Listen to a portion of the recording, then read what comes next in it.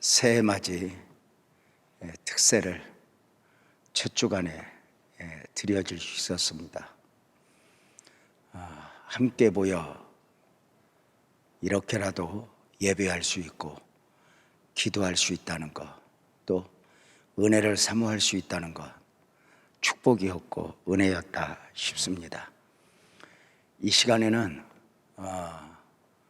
특세를 마무리하는 시간, 무엇보다도 2022년 들어서 첫 번째 맞이하는 금요 성령 터치입니다.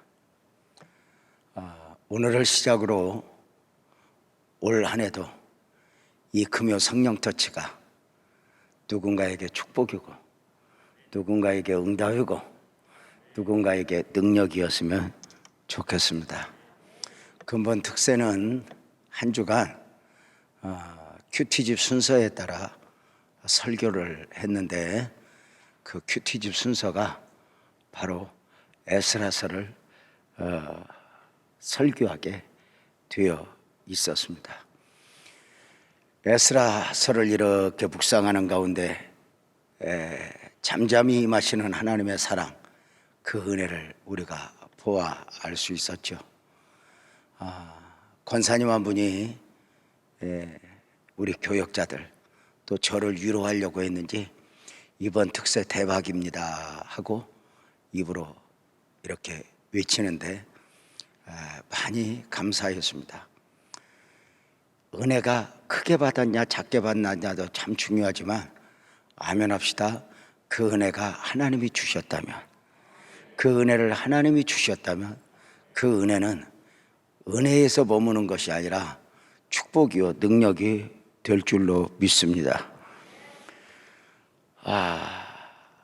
에스라서는 바벨로니아에서 70년 포로로 살던 이스라엘 백성들이 이제 때가 되어 하나님의 은혜 가운데 해방되어 고국으로 돌아오는 과정으로 시작되면서 저들이 돌아와서 새 성전을 건축하는 과정까지를 잘 소개하고 있습니다.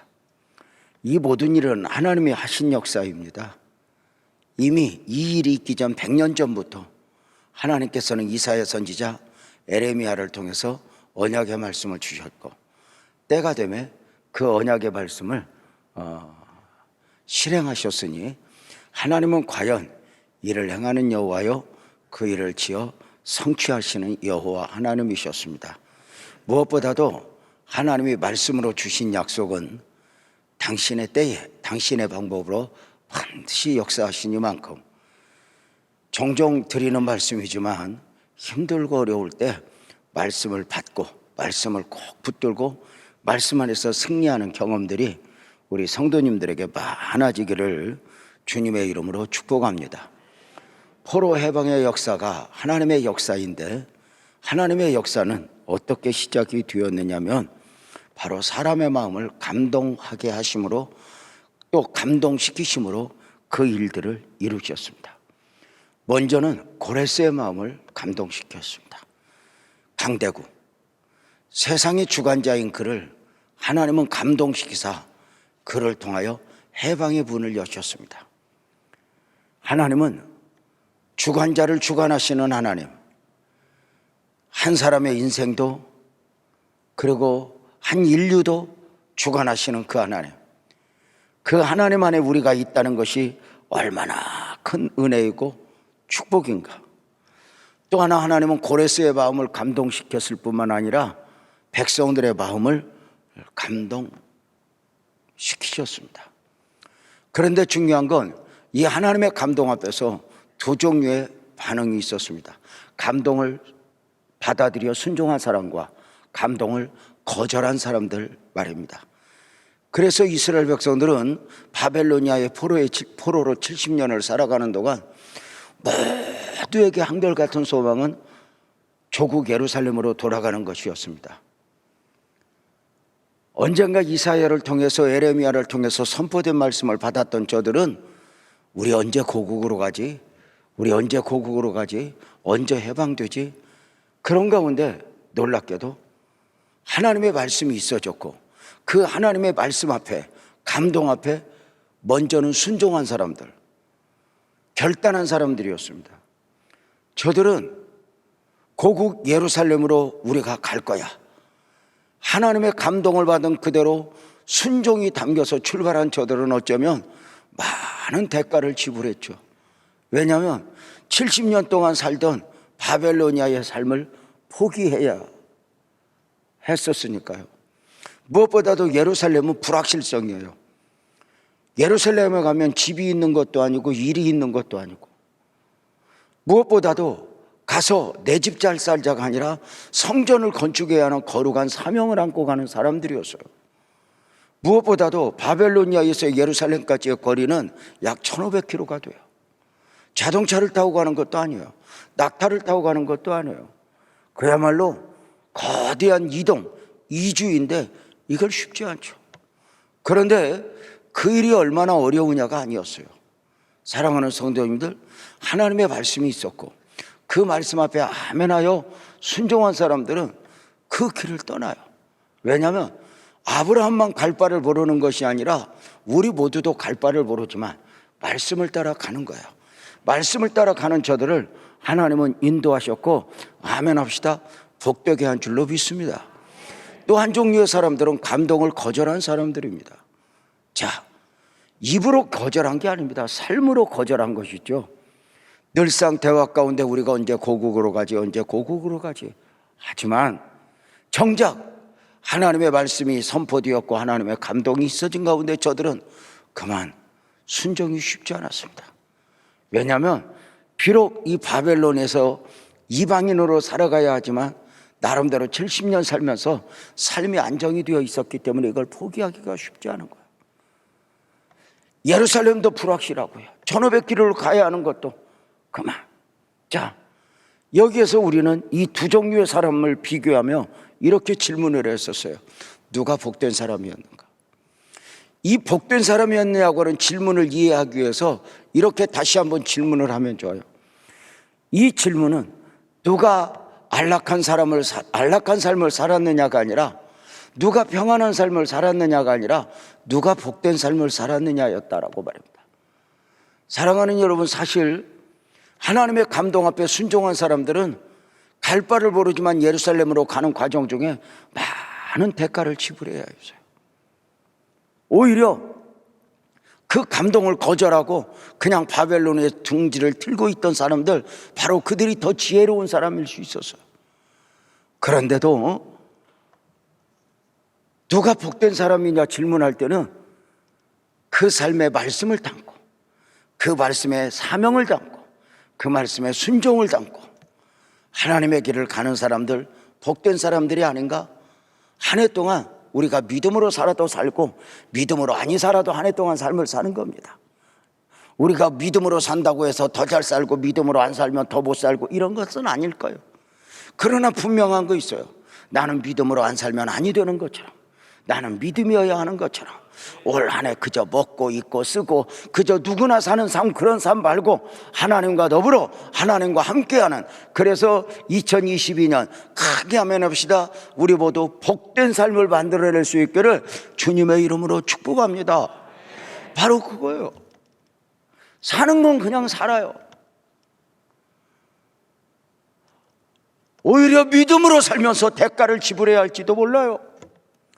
그럼에도 불구하고 한 해 동안 그저 잘 먹고 잘 입고 그저 무사히 한 해 동안 끝나는 그런 정도로 삶을 방향을 잡는 것이 아니라, 아멘 합시다, 한 해 동안 복된 사람으로서의 삶을 살아내기 위해서 아멘 합시다, 믿음으로 가리라, 말씀 따라 가리라. 자, 그렇게 출발한 저들, 하나님은 동행하셨고 하나님은 함께 하셨어요. 자, 저들이 예루살렘에 도착해서 성전을 재건해야 되는데 넘어야 할 고비들이 참 많았어요. 하나님의 일임에도 절대로 쉽게 되지 않아요. 왜냐하면 처절한 싸움이 있는 거예요. 영적 싸움이. 성전 건축이라는 사명을 안고 예루살렘에 돌아왔지만 저들은 쉽게 실행할 수 없었어요. 먼저는 내면의 고비들이 있었죠. 안정을 추구하는 마음도 있었고, 두려운 마음도 있었고, 뭔가 이까짓것 하는 아쉬운 마음도 있었어요. 이런 걸 극복하면서 외부로부터의 고비도 있었어요. 하나님의 성전을 건축을 방해하는 거예요. 이렇게 수단과 방법을 가리지 않고 방해하는 거예요.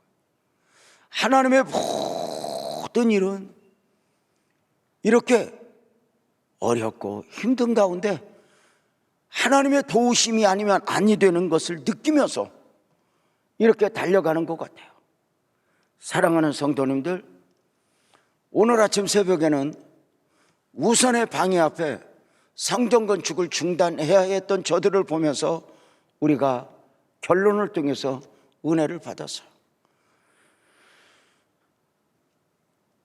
새벽에 보았던 4장의 말씀의 결론은 성전 건축이 중단된 거예요. 안타까운 일이었죠. 이것을 우선의 방해, 우선의 중단이라고 한 거예요.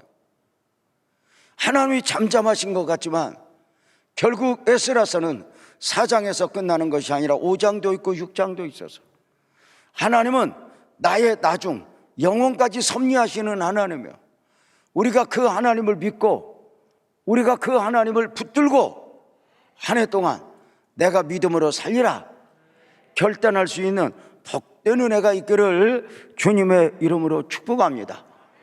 하나님이 계십니다. 하나님에게는 그 다음이 있습니다. 그 하나님은 무엇이라도 하실 수 있는 하나님이었습니다. 돌이켜보면 요즘에 우리 아내가 참 많이 하는 말이 있어요.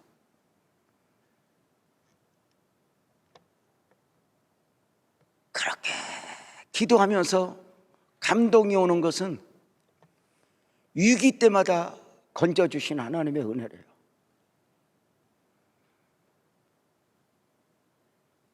그때는 우리끼리 나 혼자 우리 가족만 버거운 삶을 사는 것 같았는데 돌이켜보면 그 마디마디 위기 때마다 나를 건져주셨던 그 하나님의 은혜를 인정하지 않을 수 없다고.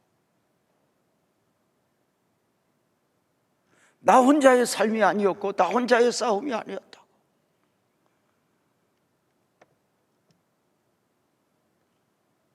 늘 세상은 끝나면 끝나요.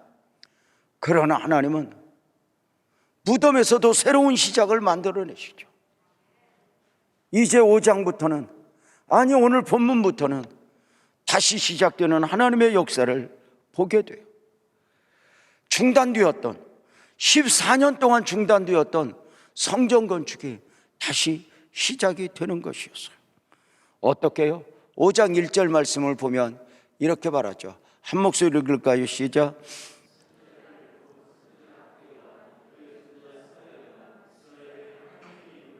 유다와 예루살렘에 거주하는 유다 사람들에게 예언하였더니, 하나님의 이름으로 하나님이 하셨다는 거예요. 하나님이 하신다는 거예요. 우리는 순종만 하면 된다는 거예요. 우리가 또 목사로서 또는 선교사로서 이렇게 또 교회 안에서 또 헌신된 사람으로서 삶을 살아가노라면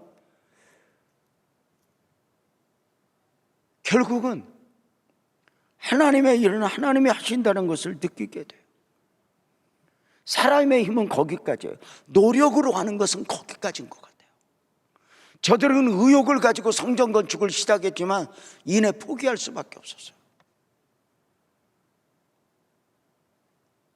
내 힘으로가 아니에요. 내 능으로가 아니에요. 이런 걸로 되지 않아요. 2022년 내 재주, 내 능력은 거기까지예요. 그 이상의 은혜는 오직 하나님이에요. 사랑하는 성도님들, 일을 행하시는 그 하나님, 오늘도 나와 함께하기를 원하시는 그 하나님, 주의 이름으로 허락기는 2022년 우리 아멘 합시다. 하나님 아니면 안 됩니다. 버거울 때 사람 앞에 배어 원망하고 불평하고 허우적대지 말고 주파수를 하나님께 맞춰 하나님을 향하여 씨름하여 달려가 봅시다. 개인적으로 늘 설교할 때마다 참 은혜가 되는 부분 중에 하나는 광야 이스라엘 백성들은 원망하고 불평하다가 멸망을 당했는데, 깜짝 놀라는 것은 시편을 보면서 모세도 원망했고 다윗도 원망했다는 것이었어요. 그런데 어떤 차이가 있을까? 광야 이스라엘 백성들의 어리석음은 원망은 불신이었으니 자기들끼리 원망을 해요. 근데 모세나 다윗은 진짜 하나님의 사람들은 사람을 향하여 원망 불평하지 않아요. 하나님 앞에서 하나님 왜 날 낳으셨습니까? 왜 하나님 나를 이렇게 사역을 맡기셨습니까? 쏟아요. 하나님 앞에는 믿음 없는 그대로, 부족한 그대로 다 쏟고, 사람 앞에서는 믿음으로 이야기해요. 사랑하는 성도님들, 주님이 하셔야 한다. 주님이 나를 도우셔야 한다. 자, 성전 건축이 중단된 지 14년, 누구도 시작할 수 없을 그때 하나님이 시작하신 것이죠. 5장 1절 말씀을 다시 한번 읽겠습니다. 시작. 선지자들 곧 선지자 학계와 이또의 손자 스가랴가 이스라엘의 하나님의 이름으로 유다와 예루살렘에 거주하는 유다 사람들에게 예언하였더니, 오늘로 말하면 말씀을 선포한 거예요. 선지자들을 일으켜 말씀을 선포한 거예요. 어떻게? 한편으로는 책망하고 한편으로는 저들을 깨우치면서 말씀이 주는 역할이죠. 사랑하는 성도님들, 데살로니가 교회 성도들은 하나님의 말씀을 받을 때 사람의 말로 받지 않냐고, 하나님의 말씀으로 받았더니 이 말씀이 믿는 자 속에서 역사했다고 했습니다. 하나님께서는 선지자들을 통해서 말씀하셨습니다. 올 한해도 하나님은 많은 말씀을 주실 것입니다. 이 말씀이 때로는 우리를 향하여 책망으로 다가올 것입니다. 여러분, 말씀이 책망으로 느껴지면 나를 향한 하나님의 기대입니다. 목사님이 저렇게 말했네, 이것이 아니라 혹시라도 목사님이 말했어도 그 말씀을 하나님의 말씀으로 받으면 합력하여 선을 이루시는 하나님의 위대한 역사가 반드시 나타날 줄로 믿습니다. 말씀 앞에 겸허히 나 자신을 드리며 하나님의 음성을 듣는 거예요. 자, 선지자들이 일어나서, 특별히 학계 선지자가 일어나서 14년 동안 중단되었던 성전 건축에 대하여 외치기 시작합니다. 학계서 1장 3절에서 5절이죠. 우리 한 목소리로 읽겠습니다. 시작. 여호와의 말씀이 선지자 학계에게 임하여 이르시되, 이 성전이 황폐하였거늘 너희가 이때에 편벽한 집에 거주하는 것이 옳으냐? 그러므로 이제 만군의 여호와가 이같이 말하노니 너희 행위를 살필지니라. 너희 자신을 한번 살피라는 거예요. 말씀이라는 거울 앞에 저들이 나는 누구여야 한가 되새기기를 원하시는 것이죠. 너희가 바벨로니아에서 그 긴 여정을 거쳐 예루살렘으로 왔던 이유가 무엇이냐? 너희가 어떤 마음을 가지고 왔느냐? 누구보다 믿음으로, 누구보다 헌신된 마음으로, 누구보다 충성된 마음으로 왔는데, 성전을 건축해야지 오고 왔는데 너희가 이렇게 무너져 있으면 어찌입니까?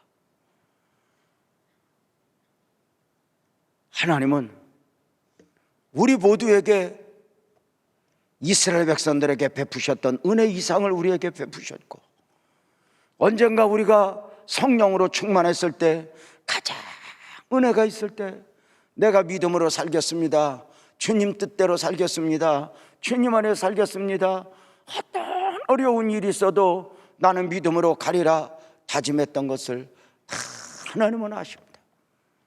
그 하나님이 말씀하시는 것입니다. 너의 사명을 돌아보아라. 너의 삶을 돌아보아라. 너는 누구여야 하는가?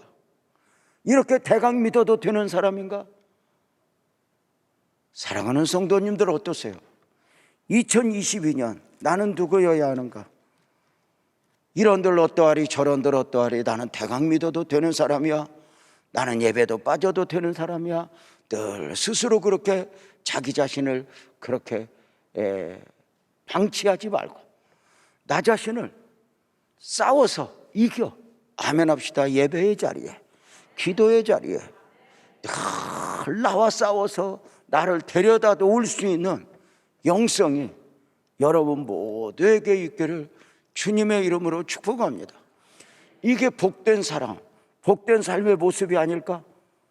사랑하는 여러분, 우리가 예배 때마다 예배하고 기도 때마다 기도하면 누구보다 편히 쉴 줄 몰라서?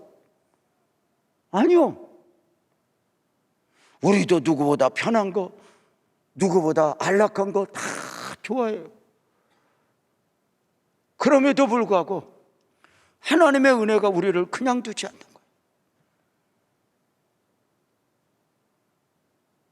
네가 받았던 은혜가 있지 않냐? 내가 받았던 말씀이 있지 않냐? 때로는 그 말씀이 책망을 하고 깨우치기도 하지만 때로는 위로와 소망으로 우리에게 다가와요. 지쳐있는 저들에게 학개 선지자는 학개서 2장 4절을 통해서 이렇게 말씀하시죠. 한번 읽어볼까요? 시작. 그러나 여호와가 이르노라. 스룹바벨아 스스로 굳세게 할지어다. 여호사닥의 아들 대제사장 여호수아야 스스로 굳세게 할지어다. 여호와의 말이니라. 이 땅 모든 백성아 스스로 굳세게 하여 일할지어다. 내가 너희와 함께하노라. 만군의 여호와의 말이니라. 따라서 합시다. 스스로 굳세게 할지어다. 아멘 합시다. 네 안에 하나님 있어. 너는 하나님의 아들이고 딸이야. 누구 위로로 만족하려고 하지 마. 하나님을 믿고 너 스스로를 굳세게 하여라. 너 스스로를 강하게 하여라. 너 스스로를 작게 여기고 여기지 말라. 너는 하나님의 사람이라. 내가 너와 함께한다. 스가랴 선지자를 통해서도 주신 약속의 말씀이 있었죠. 스가랴 1장 16절 17절인데요 이 말씀도 우리 두 절 함께 읽겠습니다. 시작. 그러므로 여호와가 이처럼 말하노라. 내가 불쌍히 여김으로 예루살렘에 돌아왔은즉 내 집이 그 가운데 건축되리니 예루살렘 위에 먹줄이 쳐지리라. 만군의 여호와의 말이니라. 그가 다시 외쳐 이르기를 만군의 여호와의 말씀에 나의 성읍들이 넘치도록 다시 풍부할 것이라. 여호와가 다시 시온을 위로하며 다시 예루살렘을 택하리라 하라 하니라. 이 두 절 말씀을 한마디로 표현하면 네가 내 일하면 내가 네 일하리라요. 저들이 하나님의 일을 위하여 일어서라고 하자 자신의 삶이 안정되지 못한 가운데 우리 집은요, 우리 아이들은요 염려하는 거예요. 이때 하나님이 말씀하시는 거예요. 나의 성읍들이 풍성하게 될 것이라. 너희가 내 아들 딸 아닌가? 나를 사랑하는 가정 아닌가? 내가 너와 함께 하리라. 내가 너를 축복하리라. 사랑하는 여러분, 사람의 위로, 사람이 주는 위로, 이런 것도 다 좋지만 하나님의 말씀이 있음에, 내 안에 믿음이 있음에, 겨자씨만한 믿음을 붙들고 누가 뭐라 해도 스스로 굳세게 하여 내 삶을 풍성케 하실 그 하나님을 나는 믿습니다. 올 한 해 나를 풍성케 하실 그 하나님을 믿습니다. 크게 외칠 수 있는 복된 은혜가 있기를 주의 이름으로 축복합니다. 하나님은 보상해 주셔. 하나님은 책임져 주셔. 내가 너의 집을 세우리라. 너희가 무너진 성전을 다시 세우며 내가 너희 성읍을 풍성케 하리라. 너희 가정을 풍성케 하리라. 그래서 우리 모두가 누구보다 안정되었기 때문에가 아니라 2022년을 출발하면서 결단하고 또 한번 결단했으면 좋겠어요. 이스라엘 백성들이 어떻게 결단하고 순종했는가 한번 볼까요? 에스라 5장 2절 말씀을 한번 봅시다. 시작. 이에 스알델의 아들 스룹바벨과 요사닥의 아들 예수아가 일어나 예루살렘에 있던 하나님의 성전을 다시 건축하기 시작하매 일어난 거예요. 이제 우리가 하겠습니다. 우리가 하겠습니다. 무너졌던 성전을 다시 세우는 거예요. 사랑하는 여러분, 성전이 멀리 있는 거 아니야. 내 삶에 담겨 있고 내 안에 성전이에요. 내 안에 무너진 성전, 내 삶에 무너진 성전을 다시 일으켜 세울 수 있는 복된 은혜가 있기를 주의 이름으로 축복합니다. 학개서에서는 학개서 1장 4절에서 이렇게 표현하죠. 한 목소리로 또 읽을까요? 시작. 여호와께서 스알델의 아들 유다 총독 스룹바벨의 마음과 여호사닥의 아들 대제사장 여호수아의 마음과 남은 모든 백성의 마음을 감동시키심에 그들이 와서 만군의 여호와 그들의 하나님의 전 공사를 하였으니 하나님이 주신 감동에 아멘한 거예요. 선포되어진 말씀에 아멘한 거예요. 저들은 선지자들을 통해서 선포되어진 말씀을 하나님의 말씀으로 받았고 그 말씀 앞에서 아멘할 때 위대한 역사가 일어났다는 거죠. 저들은 그 말씀 앞에서 순종. 지금도 힘은 없어요. 능은 없어요. 그러나 시작하면 하나님이 도우시거든요. 사랑하는 성도님들, 우리는 늘 방식이 그래요. 주세요, 할게요. 근데 하나님은 해라, 내가 하게 할게. 하나님, 내게 힘 주세요. 그러면 기도할게요. 아니, 시작해라, 내가 너에게 하게 할게. 사랑하는 성도님들, 올 한 해 하나님의 말씀이 나에게 들려지거든. 더 크게 아멘하고 더 크게 아멘으로 외치며 달려갈 수 있는 은혜가 있기를 바랍니다. 말씀들 앞에 작은 순종을 귀히 여기십시오. 너무 한꺼번에 큰 순종하려고 하지 말고 작은 순종. 성경에 나오는 위대한 기적, 위대한 역사는 예배할 때, 기도할 때 언제 나타났어요? 순종할 때. 순종이에요. 그래서 순종은 하나님의 위대한 역사를 경험하게 해요. 놀라운 은혜들이죠. 놀라운 은혜들이에요. 여러분의 복사는 금번의 특세기간 에스라서를 묵상하면서 하나님, 저들의 무너진 성전이 세워지듯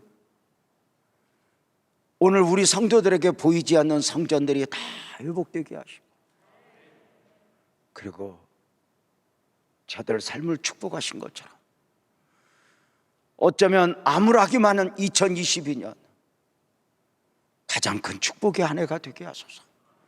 그래서 축복을 사모하는 사람들로 좀 만들어주세요.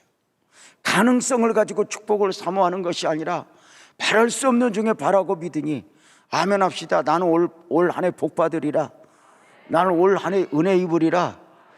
바랄 수 없는 중에 바라고 믿는 거예요. 그래서 그 입술로 선포하는 거예요.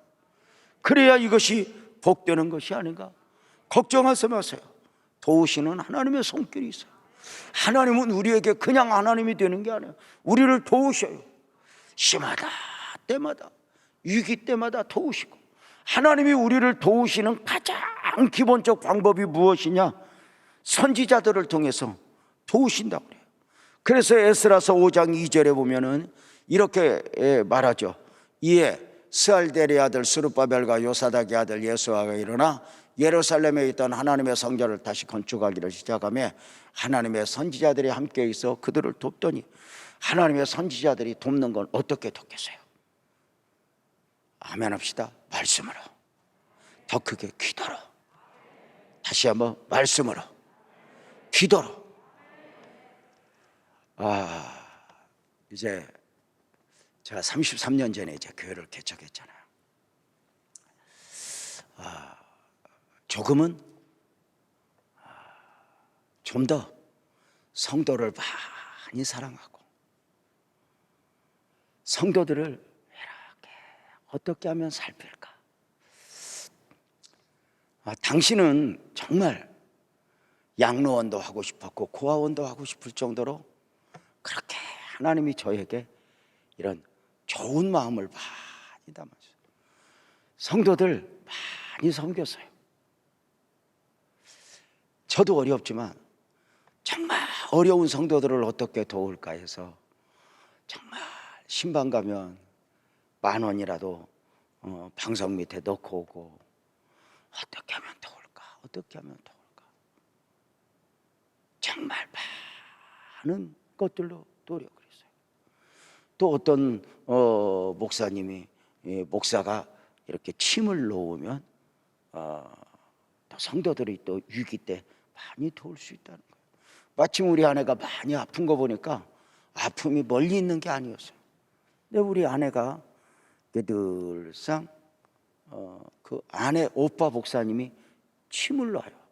정말 귀한 분이죠. 그런데 매 일주일에 한 번씩 와서 침을 놔줘요, 우리 아내를. 바쁘다고 안 오는 거예요. 가끔 빠지서 속상한 거예요. 이거 자기 동생 회복시켜야 되는데 왜 이렇게 안 오나. 그리고 이렇게 침 넣는 것을 기도하는 마음으로 바라니까 저거 어려운 게 아니더라고. 그냥 그 자리 찌르더라고. 그래서 손을 그리고 내가 그 자리를 그렸어요, 이렇게 놓을 때. 그리고 당신이 이리 와, 내가 놓아줄게. 여러분, 그 어설픈 돌팔이 처음에 환자가 치료되는 거 알아? 아니, 처남이 놓을 때보다 내가 놓을 때 효과가 더 나타나는 거야. 이게 재미있는 거예요. 그래서 아픈 자여 다 나에게 오라, 침 맞을 자여 나에게 오라 가지고 제가요 교회 지하실에서 개척하고요 침 열어 놓아줬어요. 뭐 급체한 사람들 뭐 이런 거 내 도사였어요. 뭐 여러분 언제든지 저한테 오세요. 그렇게 침으로 막 놓아주고 어느 주일날 예배를 마치고 이렇게 교회 앞에서 이렇게 이제 성도들을 배웅하고 뭐 이렇게 정리를 하고 있는데 어떤 여성분이 여긴가 그래서 아니 뭘 그렇게 찾으세요? 그랬더니 아니요, 누가 그러는데 여기 침 잘 넣는 목사 양반이 있다는데 여긴가 저긴가 하는 동안 순간 망치로 한 대 맞았어요.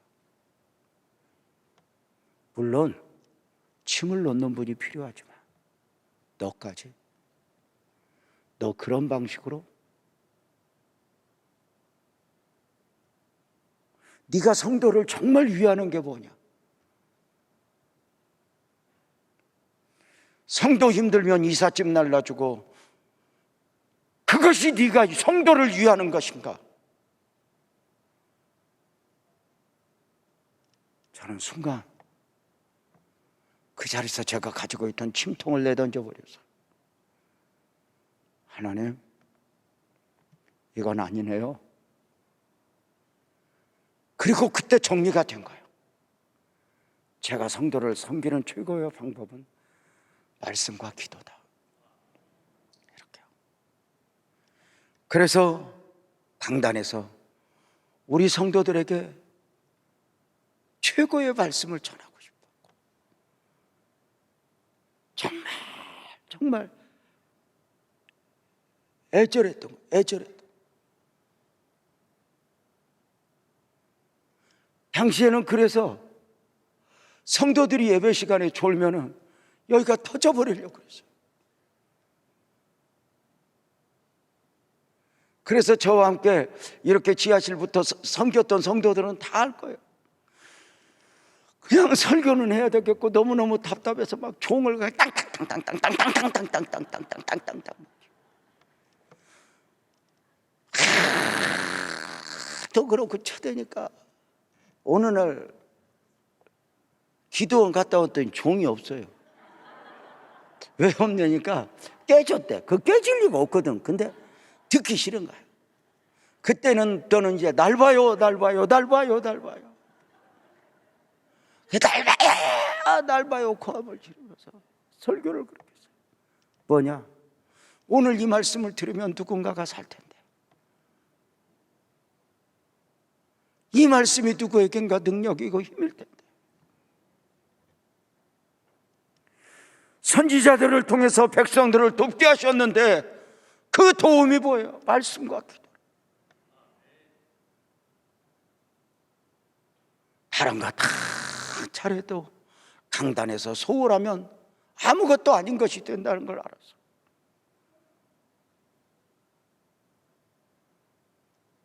예배가 신방이고 예배가 만남이고, 그래서 성도들 앞에 그래서 지금은 좀 이렇게 이제 제가 그런 표현을 안 하지만 우리 부교육자들하고 나눌 때 그런 이야기도 참 많이 했어요. 오늘 당신이 강단에서 설교를 하는데 은혜가 좀 덜 되거든, 가서 머리 쳐박고 울으라고. 금싸라기 같은 시간들을 내어서 예배하러 오는 성도들에게 어찌 우리가 최선을 다하지 않을 수 있겠냐고.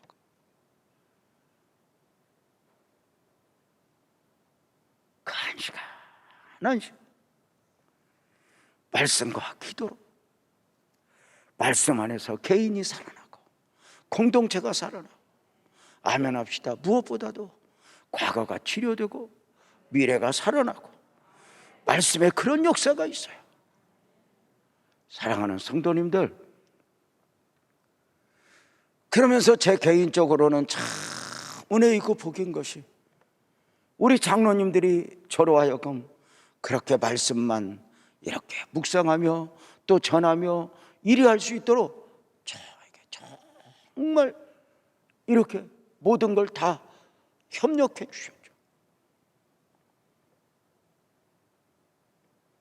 성전을 건축할 때도 장로님들 오셔서 다 매달리시고 성도들 매달리는 가운데도 목사님은 들어가세요, 목사님은 들어가세요. 그 모든 마음이 강단을 풍성하게 하셔. 올 한 해 여러분들에게 부탁을 드립니다. 정말 놓아버리지 말아야 될 기도, 매일매일 기도 중에 기도해야 할 것, 하나님 우리 빛나교의 강단을 풍성하게 하여 주옵소서. 정말 그렇게 기도. 우리 교회 강단을 풍성하게 하소서.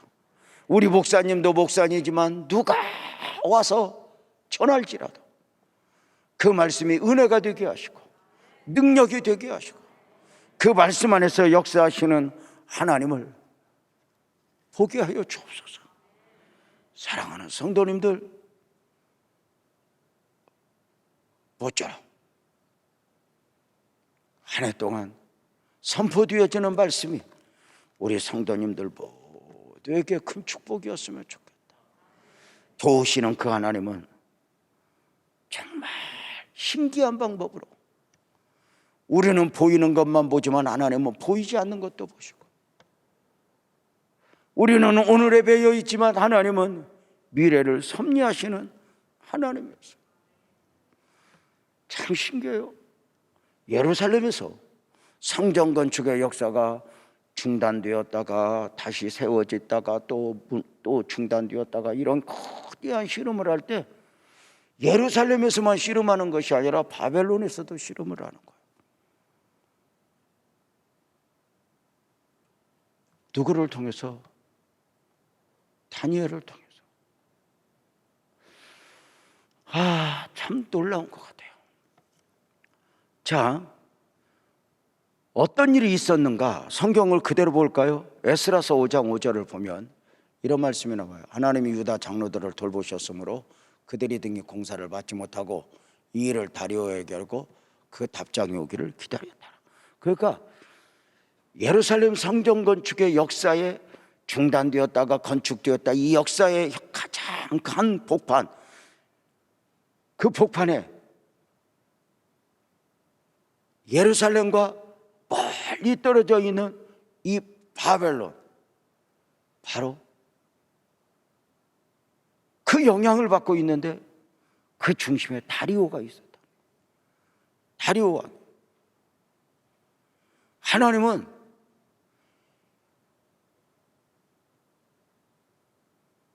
어디에나 계시는 하나님, 그 하나님이 역사하시는데 그 다리오 왕 때 있어진 일을 에스라 5장 5절을 이제 다시 한번 읽겠습니다.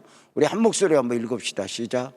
하나님이 유다 장로들을 돌보셨으므로 그들이 등이 공사를 받지 못하고 이 일을 다리오에게 아뢰고 그 답장이 오기를 기다렸더라. 악한 사람들이, 공사를 방해하는 사람들이 거짓말을 해서, 모함을 해서 바벨로니아에 서신을 보내서 지금 이 유다가 당신들을 대적하려고 한다, 독립을 하려고 한다, 온갖 모함을 해서 이 성전 건축을 지금 빨리 막아야 한다 하고 편지를 보냈는데 그 편지가 누구에게 갔냐? 다리오에게 가요. 다리오에게. 그 편지를 받을 때쯤 어떤 일이 있었느냐? 바로 사자굴 앞에서의 기도가 있어져요. 자, 보세요. 자, 그것을 그냥 다니엘을 사자굴에 넣는 장면인데요. 그냥 한번 이제 하나님께서 다니엘을 통해서 다리오에게 하나님이 어떤 하나님인가 이렇게 경험되어지기는 과정이죠. 다니엘서 6장 20절에서 22절. 우리 22절까지 한 목소리로 읽겠습니다. 시작. 다니엘이 든 굴에 가까이 이르러서 슬피 소리질러 다니엘에게 묻되 살아계시는 하나님의 종 다니엘아, 내가 항상 섬기는 내 하나님이 사자들에게서 능히 너를 구원하셨느냐 하니라. 다니엘이 왕에게 아뢰되 왕이여 원하건대 왕은 만수무강하옵소서. 나의 하나님이 이미 그의 천사를 보내어 사자들의 입을 봉하셨으므로 사자들이 나를 상해하지 못하였사오니 이는 나의 무죄함이 그 앞에 명백함이오며 또 왕이여 나는 왕에게도 해를 끼치지 아니하였나이다 하니라. 자, 배경을 잠깐 설명할게요. 다니엘의 정적들이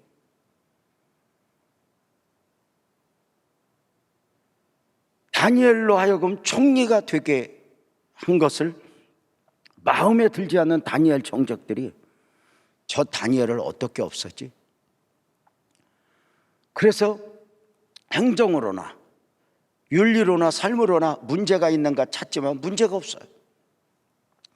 그런데 보니까 다니엘이 기도하는 사람이었어요. 저 다니엘을 없애는 방법을 계획한 거예요. 어떻게?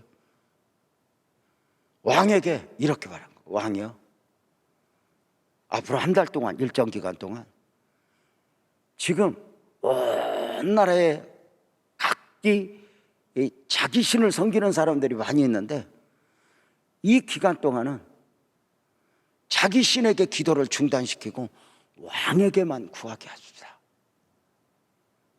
왕을 신으로 추앙하는 거죠. 만약에 이것을 어기면 사자굴에 둡시다. 자, 사랑하는 성도님들, 이 법령 앞에 한 달 동안 당시 이방신이든 참신이든 기도하던 모든 사람들은 중단했어요. 자, 문제는 다니엘이가 사자굴에 들어가게 될 것을 알고도 기도를 하는 거예요. 전에 행하던 대로 죽을 줄 알고도, 우리가 잘 아는 내용이죠. 그렇게 기도했다는 거예요. 여기서 궁금한 게 뭐냐? 다니엘의 기도는 왜 이렇게 무모했을까? 어찌 생각해보면 그렇게 꼭 목숨을 걸어야 했을까?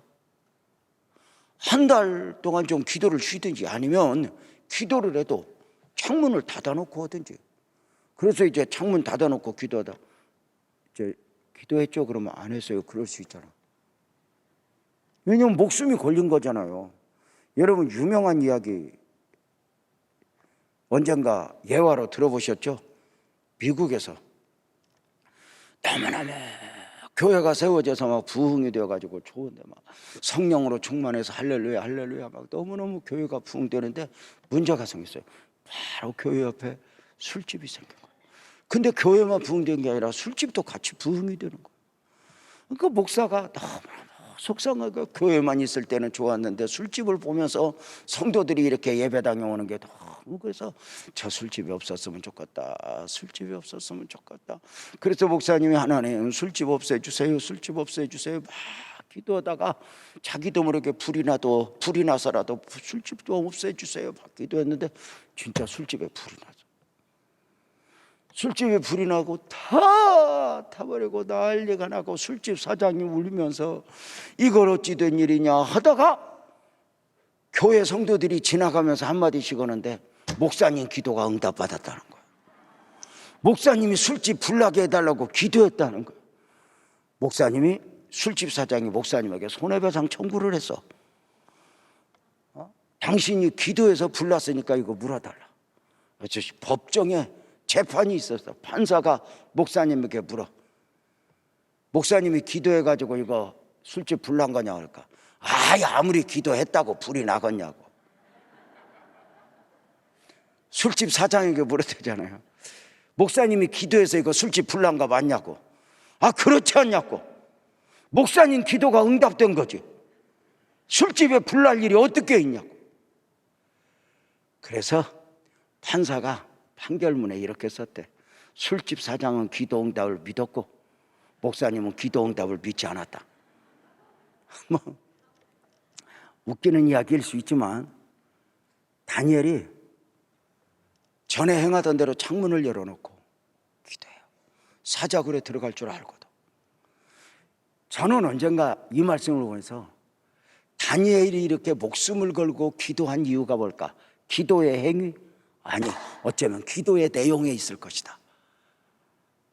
이게 궁금했던 거예요.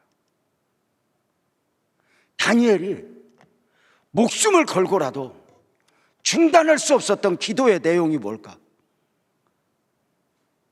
그게 바로 예루살렘 성전 건축이었어요. 중단되었던 성전 건축이 재건되기를 처절한 영적 싸움을 싸우는 거예요. 다니엘은 내 기도가 무너지면, 내 기도가 중단되면 성전 건축도 있을 수 없어. 이 바로 영성으로 싸운 거예요. 그냥 전에 행하던 대로 기도의 행위, 이것이 아니라 더 중요한 것은 사자굴에 들어갈 줄 알고도 중단해서는 아니 되는 기도의 내용이 무엇이었느냐? 그 내용은 바로 예루살렘 성전 재건을 위한 충보였어요. 사자굴 앞에서라도 내가 살기 위해서 기도를 중단하면, 한 달 동안 기도를 멈추면 영영 예루살렘 성전은 재건될 수 없어. 그래서 나는 목숨을 걸고 기도할 거야. 이렇게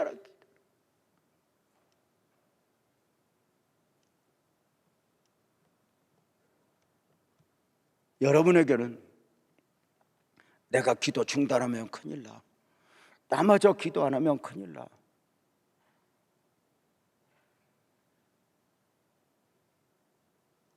기도 앞에서 목사가 조금은 예절해야 되는 이유가 뭐죠? 믿음이 좋아서가 아니에요. 담임 목사인 나마저 기도를 안 하면 하는 거룩한 부담이 있는 거예요.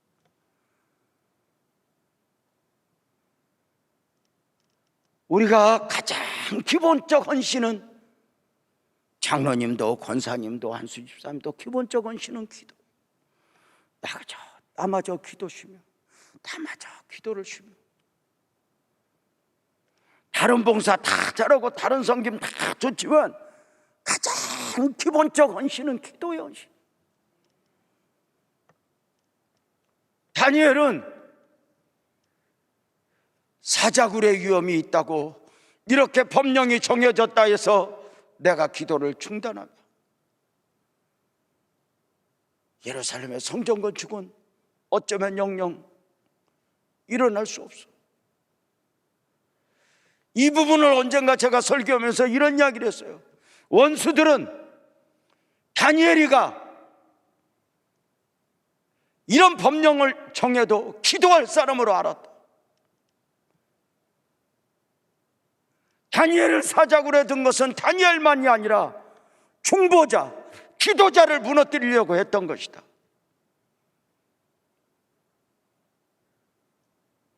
사랑하는 성도님들, 다니엘이 이 기도의 씨름을 할 때가 언제예요? 성전 건축을 방해하는 자들이 왕에게 편지를 보낼 때였어요. 모함을 해서 이들이 독립을 하려고 그러고 막 거짓말을 다 해갖고 성전 건축을 빨리 중단시키라고 하는 편지를 지금 다리오 왕에게 배달되는 과정 속에서 다니엘이가 이 기도를 하는 거예요. 무모할 정도로 이 영적 싸움을 싸우는 거예요. 여러분, 우리가 왜 그렇게 금식해야 되고, 왜 그렇게 기도해야 되고, 왜 그렇게 부르짖어야 되는지, 다른 사람들은 저 사람 왜 저래? 아니, 기도하는 나도 왜 그래야 되는지 몰라. 기도해야 되는 나도 왜 그러는지 몰라. 왜 제가 회개를 하나 여기서 해야 되는데. 여러분, 나도 몰라. 그런데 기도를 해야 돼. 다시 강조할게요. 지금 편지가 오는 과정, 다니엘이 뭔가 기도를 중단할 수 없는 거. 무모할 정도로 기도하다가 결국은 사자굴에 들어가요. 왕도 어찌할 수 없어요. 왕이 정한 법령이기에. 다니엘을 사랑하는 왕이었지만 다니엘을 사자굴에 넣고 다음 날 새벽에 외치죠. 하나님을 섬기는 하나님의 종 다니엘아, 너의 섬기는 하나님이 너를 구원했느냐? 다니엘이 답하죠. 왕은 만수무강하소서. 우리 하나님이 사자의 입에서, 사자의 발톱에서 나를 지켰습니다.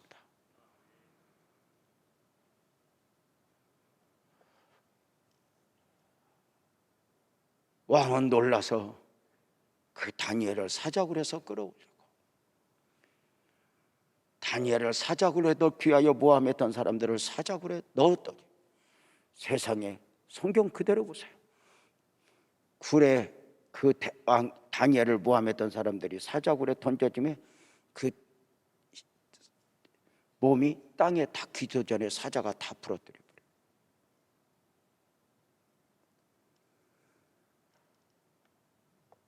이런 질문을 해봐요. 사자굴에서 다니엘이 힘들었을까? 사자가 힘들었을까?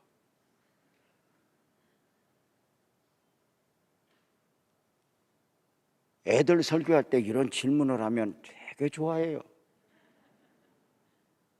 근데 여러분 아세요? 사자도 배고팠죠. 그런데 아멘 합시다. 하나님이 그 입을 막았어요. 위기 때마다 구하시는 하나님, 우리를 지켜주시는 하나님. 아멘 합시다. 나의 다 된 것은 하나님의 은혜로다.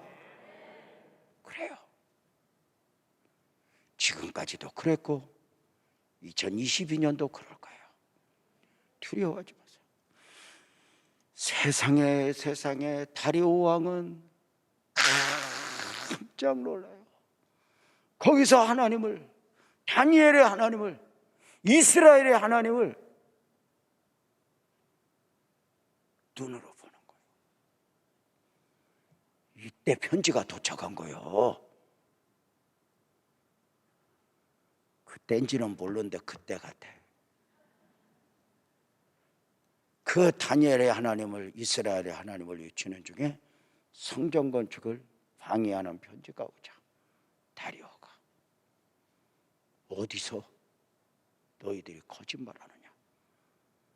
다시 성전 건축을 재건하라는 답신을 보내서 성전 건축이 완공되니, 하나님의 위대한 역사는 가장 기본적으로 이 중보 기도자를 통해서 하나님이 기도하게 하시고 영적 싸움을 싸우게 하시고, 다니엘을 포로에서 해방이 되었음에도 다니엘을 고국에 보내지 않고 그 나이 많은 다니엘을 다리오 곁에 두셨던 이유가 바로 이 영적 중보자로서의 마지막 사명을 감당하도록 하나님이 다니엘을 그곳에 남겨두신 거예요. 모세가 가나안에 가고 싶었던 것처럼 예루살렘을 향하여 하루 창문을 열고 하루 3번씩 기도했던 다니엘이 얼마나 고국에 가고 싶었겠어요. 그죠? 그런데 남겨두신 이유를 아는 거예요. 우리는 하나님을 그냥 믿어요. 내가 원하는 것을 아니 주셨으면 아니 주신 이유를 믿는 거예요. 아는 게 아니라 믿는 거예요. 내게 고통의 가시인데 이것을 하나님이 주신 이유를 은혜로 믿는 거예요. 우리 모두가 부자가 되고 싶고, 우리 모두가 건강하게 싶고, 누구보다 지혜 있고 싶고 다 그래요. 그런데 하나님이 아니 주셨다면 아니 주신 이유를 믿는 거예요. 그리고 언제까지 사장에 머무는 것이 아니라 5장 6장 있듯이 하나님은 때가 되면 아멘 합시다. 바랄 수 없는 중에 바라고 믿는 우리에게, 기도하며 바라는 우리에게 결국은 우리를 축복하실 그 하나님은 아멘 합시다. 끝까지 나는 믿으리라. 끝까지 믿으리라. 다짐합시다. 놀랍지 않아요? 성전 건축 현장은 성전 건축 현장만 있는 게 아니야. 하나님의 역사가 있으면 하나님의 역사만 있는 게 아니에요. 이동성전에 있을 때 여자분 3분이 찾아왔어요. 그분들은 우리 교인이 아니었어요. 아니 어디 계세요? 어디 왜 오셨어요? 그랬더니 목사님을 뵈러 좀 왔대. 그때 이제 이 성전 건축을 준비하고 한참 기도했대. 왜요? 누구신데요? 그랬더니 목사님에게 드릴 말씀이 있대. 무엇인데요? 그랬더니 자기들은 수원도 살고 성남도 살고 이렇게 좀 흩어져 사는 사람들인데, 목사님, 그때 이런 말을 해요. 목사님, 저희가 5년 전에 강남 금식기도원에서 목사님 메시지를 들었습니다. 그때 그 기도원에 앉아있던 그 모임 식구들이 우리 저 목사님을 위해서 기도하자. 그렇게 그 모임에서 결정한 후에 지난 5년 동안 단 한 번도 목사님 기도를 안 한 적이 없어요. 그러는 거예요. 저도 너무 놀랐어요. 왜요? 모르겠어요. 하나님이 우리에게 그렇게 기도를 시키셨어요. 그리고 오늘 목사님을 뵙고 싶어서 왔어요.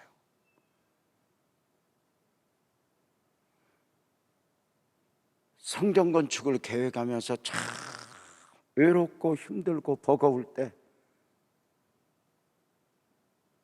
하나님은 내 앞에서만이 아니라 당신의 방식대로 누군가의 마음을 감동시켜 역사하고 계시는 하나님, 일하고 계시는 하나님, 그 하나님은 당신의 방법대로 우리를 돌보시고 지키시고 구하시고 이끄신다는 거예요. 그 3분이 천사같이 보여요. 그러면서 그들이 무슨 헌금을 한 건 아니에요. 이렇게 말해요. 목사님 보이지 않는 곳에서 목사님이 모르는 우리가 목사님을 위해서 지난 5년 동안 하루도 빼지 않고 우리가 목사님을 담고 기도했듯이 앞으로도 기도하고 있는 우리가 있다는 것을 믿고, 목사님 무슨 일을 하시든지 용기 내시고 언제나 말씀을 전해 주십시오 하는데, 제가 하나님의 방법으로 위로하시는 그 하나님의 은혜를 볼 수가 있었어요. 사랑하는 성도님들, 하나님은 모르지 않아요. 하나님은 우리를 도우시고 이끄시고 축복하시니, 성도님들 삶에도 그 도우시는 하나님의 은혜가 2022년 느껴지고 경험되어지기를 바랍니다. 지금까지 무엇이 잘 안 되었고 코로나 때문에 아무래도 역사하시는 그 하나님이 일어나시면, 움직이시면 내 삶에도 기적이 있으리라. 그 하나님을 믿습니까? 그 하나님을 믿고 승리합시다. 하나님은 오늘 또 예루살렘에 보이는 싸움에 보이지 않는 싸움을 바벨론에서 중보의 싸움을 싸우게 하다. 미래의 축복을 앞에 두고 오늘 또 기도하게 하시는 그 하나님의 은혜, 나를 돕고자 하시는 그 하나님의 은혜, 그 하나님의 은혜를 우리가 참 망가지가 부족하다. 나는 하나님을 믿습니다. 나를 도우실 그 하나님을 믿습니다. 우리의 특세를 바치면서 우리 모두 자리에서 일어나서 찬송하면서 우리 하나님의 은혜를 되새기고 또 믿음으로 외치며 하나님의 마음을 담아봅시다. 하나님이 나에게 무엇이라 말씀하시는가? 세상 일에 실패했어도